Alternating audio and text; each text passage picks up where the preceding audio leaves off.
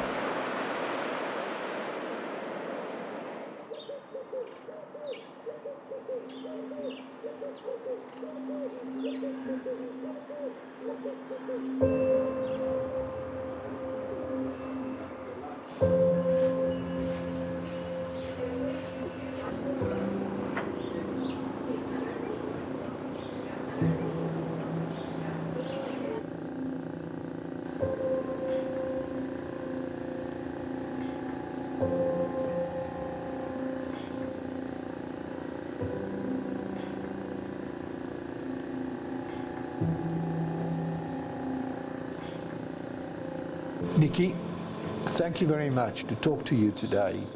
It's quite a discovery. I brought this big book. You know why I brought this big book? Because all the stories is so fascinating. And I love fascinating stories. So I went to my library and I saw this empty book. There was nothing written in this book. And I thought, I'm going to write people's stories. So your story is the first one that I'm going to write in this book today. But do you want to know how I discovered you? I was traveling from Bloemfontein to Cape Town, and it was late, and I was tired, and I stopped in Beaufort Western. It was a Saturday afternoon, and the shop there was so full of people, and I had to stand in a queue, and I thought, well, at least I can read while I'm standing in the queue. And I picked this thing up and I saw Ek wag vir 'n nuwe longe. And I was curious and I started reading, and then I had to pay, and I thought, I'm going to buy this. And this was the beginning of my friendship with you and my journey, would I say, with you. So tell me exactly what happened to you. I was born with a genetic disease called cystic fibrosis. It's a hereditary disease. And by the time I was 21, I was quite sick. I was wheelchair bound and I was on oxygen all the time. And I managed to work myself to a lung function back of 30%, which was manageable. So I was able to take myself off the oxygen. I didn't need to be on it permanently anymore, and I didn't have to be on the wheelchair anymore. But at that stage, I was at Joburg Gen Hospital, and I was then referred to Mill Park to see Dr. Paul Williams, because my doctor had said to me that my lungs are really, really damaged, and the infections over the years have caused a lot of problems, and my only option now is to have a lung transplant. Now that you're ready, take a maximum breath in. And shoot it up all the way, blow as far as you can. Is it something that I would consider doing? And I said, yes, of course. I'm very young, I'm 21. I still have my whole life ahead of me. So please give me any opportunity I can take, and I'll take it.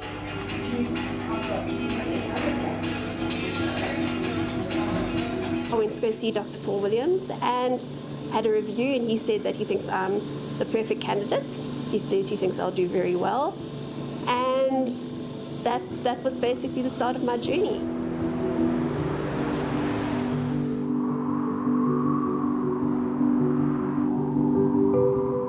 By the time I turned 27, I finally got the call to say that we've got some lungs for you. And I was waiting 2.5 years after they put me on the list before I got the organs.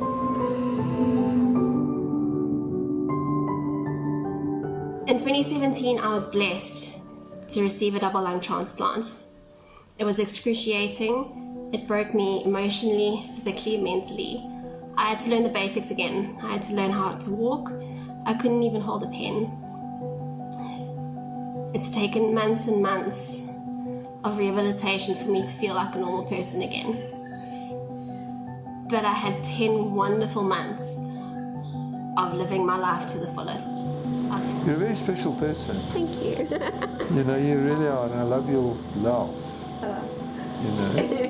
That's one thing that I lost after transplant, is it's taken me a while to laugh again, just from the surgery and the trauma that it puts on your body. It's taken me almost 2 years to be able to laugh again, because I kind of lost my laugh. So it's been a recent development to have it back. So I think I just overly laugh now. Well, that's fantastic. Yeah. Have you got any desire or feeling that you would like to meet the donor family, the person who actually gave you the lungs that you're using at the moment? No, I don't. Yeah. I think it's very private. It is a wonderful thing. It's a wonderful gift of life. But I do think that, you know, in terms of privacy and especially a grieving process for a family, you know, they need to come to terms with it. And I think in time, if you feel up to it, definitely write your donor a thank you letter, because it is such an amazing gift, and it's something that they didn't have to do. They didn't have to allow, you know, their person to donate their organs, but they did. And that's something very genuine. And so you wrote a letter? No, not yet. I haven't, no, but I still want to, but I'm very conflicted because of where I am in life at the moment with being in rejection. It's taken quite a knock, and I don't know how the donor family might feel about it, that, you know, the organs that they gave were, you know, I won't say faulty, but they weren't accepted by my body. So I don't know how they would feel about that.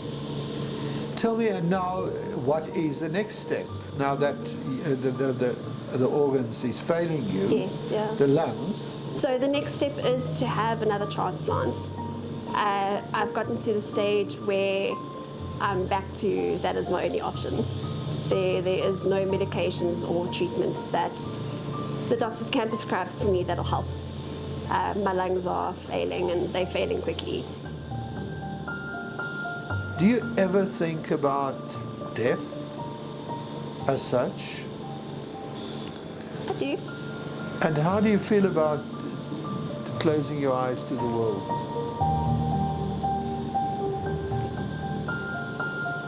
You know, I've always lived with the outlook that, you know, everybody's going to die at some point.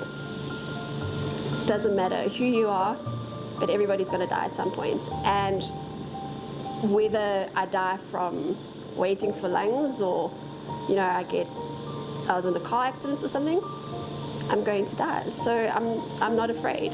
If it is my time, it's my time. And the only thing that I want to make sure out of life is, you know, that I've lived the best that I can while I'm alive. So death, it doesn't scare me, but it is a constant. It is always, you know, in the back of your mind, thinking about it. You know, when is your last day? But you can't live your life like that. You have to, you know, put one foot in front of the other and just keep going.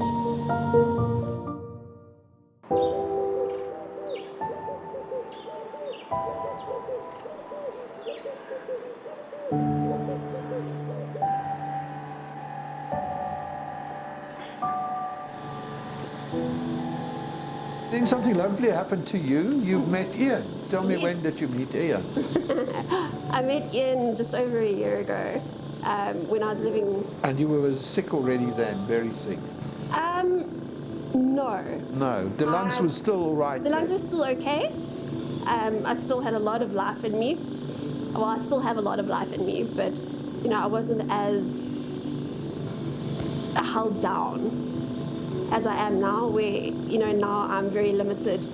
I'm back to being pushed around in the wheelchair. Any form of movements, I get tired quickly. But a year ago, I was a completely different person, and that's when I met Ian through a group of friends. And initially, we weren't attracted to each other. Oh, really? No, we were just friends, and a friendship grew, and from a friendship grew love, and here we are today. He's definitely something special to be able to, look after me the way that he does. Makes him a very special person. Very, very special. He's absolutely amazing. The things that he's given up and sacrificed, and he moved from KZN to be here for me through all of this.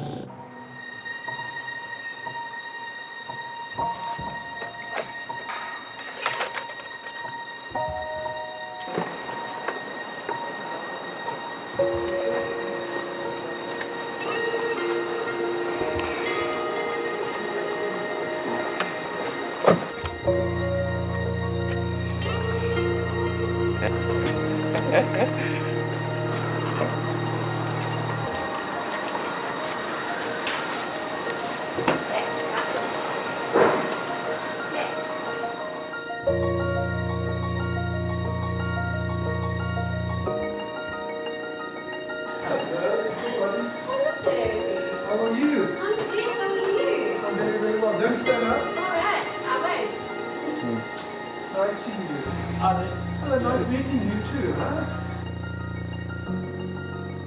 I believe, and I will say that as well, I believe in a blueprint. I think at the right time, at the right moment, you've met each other because it was designed like it. Yeah, there's a blueprint.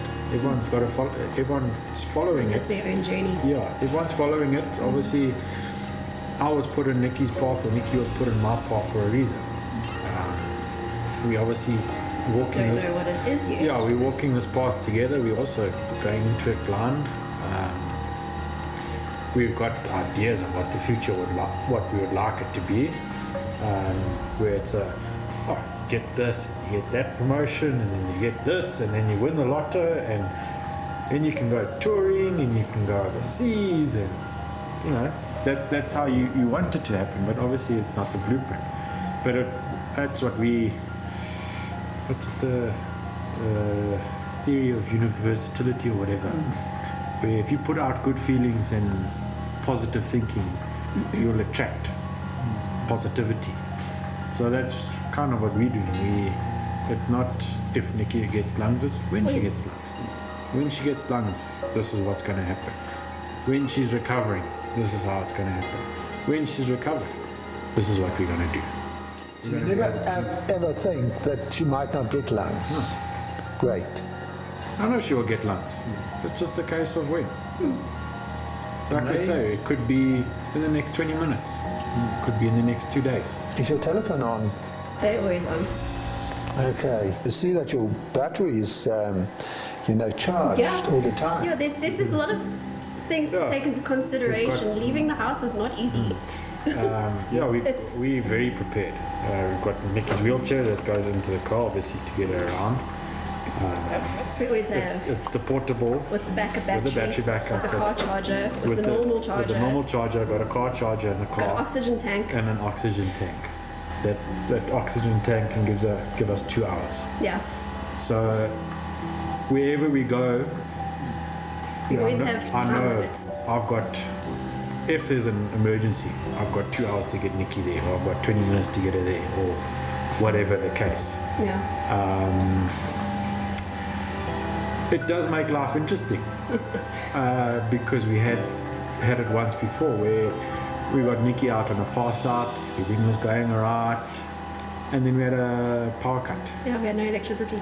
So we then put Nikki onto the oxygen because the portable was dead. Because we had been out, Yeah. and we had just come back and hadn't had time to charge it. Yeah, we had been back at the house maybe 20 minutes, half an hour. the power went out, and we put Nikki onto the tank. tank, and then come 6 o'clock, Still no power, and then the tank started beeping. And you know when the tank beeps is what, half an hour. Yeah. So it was a case of, okay, well, half an hour. Got to get to the hospital. Get to the hospital. Got to get me back. It was a case, so we just Threw everything. dropped everything. Jumped in the car. And raced had back to go back to the hospital. Because without oxygen, I unfortunately won't live very long. Is it difficult to be on this journey? Yeah, it is difficult in a way, but a challenge is always fun in a way. It's fun and not fun. It's interesting because it's my character is I like helping people, I like going out of my way to try and help you, and this is a bit of a challenge where it's a weird one. All I want to be like, okay, snap my fingers and boom, you fixed kind of thing. But obviously, it doesn't happen like that. So it is a bit of a challenge. It's not fun, but at the end of the day, it's making me feel a better person. I'm helping someone out that needs it. And Nikki's actually helped me grow as a man. So it's been good all round. Obviously, the circumstances aren't nice, but you can't control the uncontrollable. And you're very lucky, even more lucky than the first lungs was getting in as well in your life. Definitely. You know? I think so. I think it's even better than the first lungs. No, for you sure. know? Because love is so powerful. It can. You know? And with love, one can fight so hard, you know?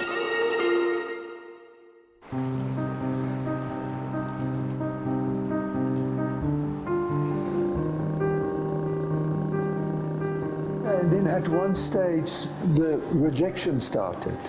And how do you cope with that? My first experience in ICU was horrible. I'm not going to lie, I'm not going to sugarcoat it. You lie in bed and you stare at these four walls. You have artificial light all day and all night. And you literally go crazy. You have auditory hallucinations, you have visual hallucinations. You've already gone through a massive trauma with this operation, and now your mind is playing tricks on you, just adding more trauma on top of the trauma you're already trying to recover from. And it's really difficult, and it's hard to explain to a person the emotional roller coaster that you go through. You question your entire existence. You question whether it was the right decision.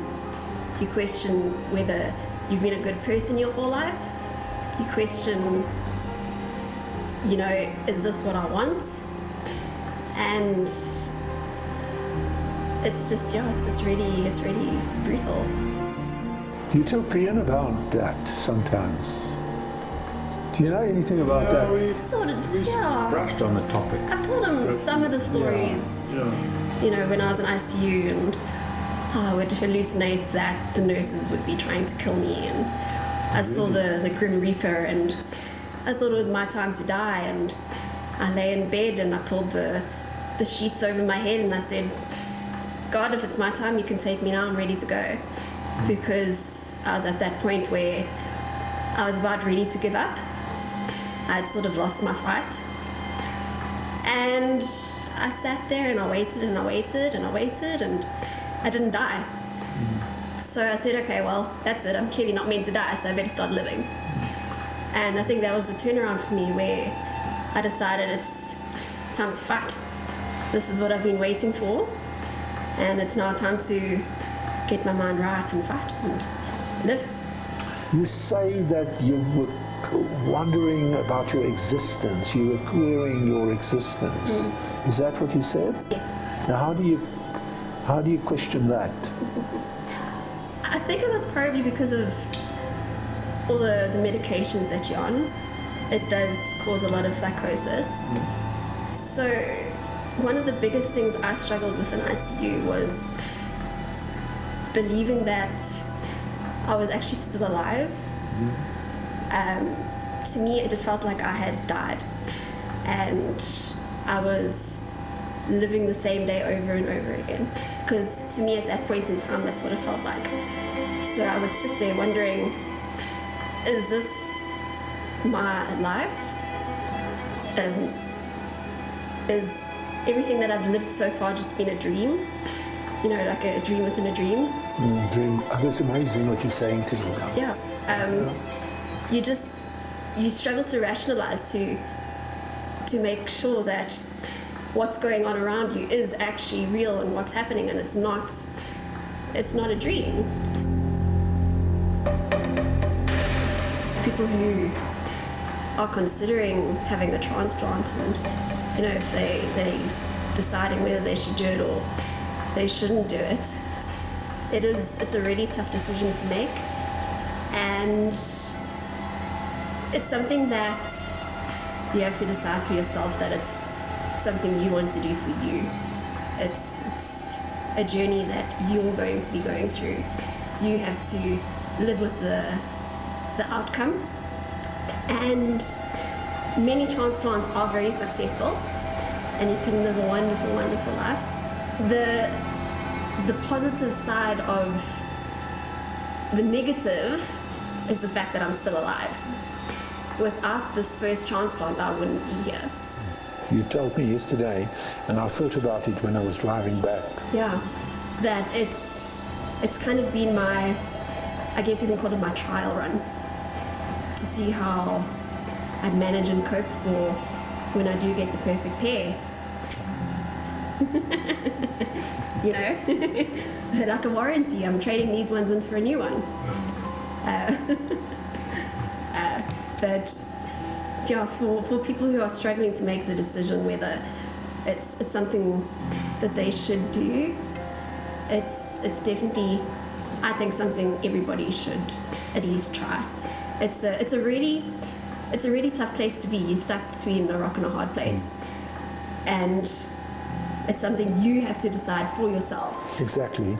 That you are going to do it, because you know the mind is a powerful tool. Absolutely. And whatever you tell it to do will manifest. So if you're in a negative mind frame going into such a big operation, then you're most likely to not have a great outcome because you know of the negativity factor. But if you go into this whole process with a positive mindset, with a mindset that I can do this, then your outcome will probably be, you know, a bit more on the sunnier side.